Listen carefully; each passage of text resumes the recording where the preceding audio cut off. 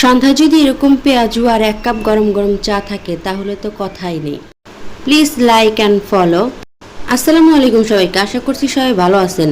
আজকে আমি বিকালবেলা পেঁয়াজু বানাবো, সেই জন্য এখানে ডাল বেটে নিছি আর নিছি পেঁয়াজের অর্ধেক নিছি ডাল বাটা আর পেঁয়াজ নিছি ডবল। এখানে আমি সব রকমের ময় মশলা দিতেছি, হলুদের গুঁড়া, মরিচের গুঁড়া, জিরার গুঁড়া, ধনের গুঁড়া আর লবণ দিয়ে ভালো করে চটকাইতেছি। আমগুড়ে সিরাজগঞ্জের বাসায় কয় যে সেনতেছি, ভালো করে সেইনে ডালের সাথে মিশিয়ে নিমু যাতে মশলাটা ভালো করে মিশে যায়। তারপরে এই ছোট্ট ছোট্ট করে তেলের মধ্যে ছেড়ে দিমু যাতে পেঁয়াজগুলো মচমচ হয়। ছোট ছোট করে দিলি পারে পেঁয়াজগুলো মচমচ হবো।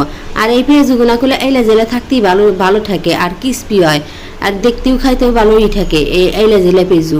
আপনারা আবার এলে জেলে বলতে বুঝছেন কি, এই এবড়ো থেবড়ো মানে এলোমেলো হয়ে আছে, জায়গায় জায়গায় কেমন ছড়ানো ছিটানো, সেই জন্য বলছি এলে জেলে। 2 পাশ গোল্ডেন ব্রাউন করে ভাজা হয়ে গেলে পরে তেল জোরে নামায় নিমু।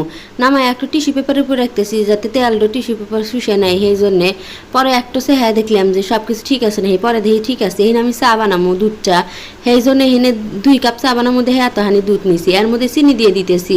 আমি এবার দুধের মধ্যে আগেই চিনি দিই, তারপরে দিতেছি চা পাতা। কবে না নিজে এত বড় বড় চা পাতা কে হলো সিলেট থেকে আনছিল আপনাদের ভাইয়া, সেই জন্য এই চা পাতা দিছি, সেই জন্য এত বড় বড়।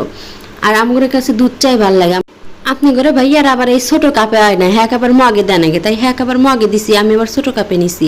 তো এই দুধ চার মধ্যে যখন একটু করে চুমুক দেয় কি যে শান্তি ঠেকে। আজকের ভিডিও আপনাদের জন্য এই জানলাই।